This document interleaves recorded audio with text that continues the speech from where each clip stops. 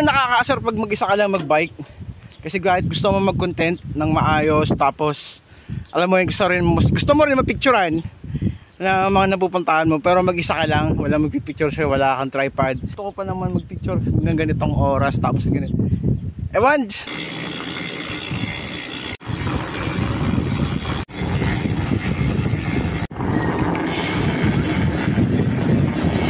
Ano tayo pong ma-under na irrigation para makapag-load tayo kahit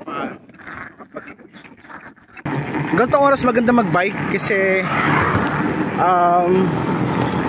heat resistance training, pero dapat siguraduhin yung okay yung kondisyon ng katawan nyo. 8 hours yung tulog nyo.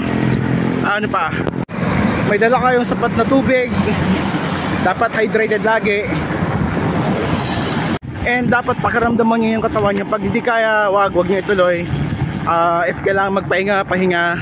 Tapos kung nasa ganito na kayong sitwasyon, pag pagod na, rest, tapos banat ulit. Tapos pag may nadaanan kayong irrigation and pwedeng maligo, at least ma-freshen up yung katawan and mabukasan yung init na nararamdaman. Let's go!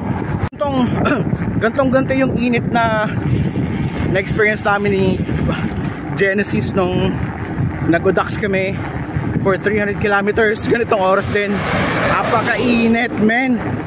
Woo! Tapos kung may sunscreen ka, sunscreen lotion, apply mo. Ako kasi di na ako gumagamit nun eh. Pwede kaya ako makilublob dyan.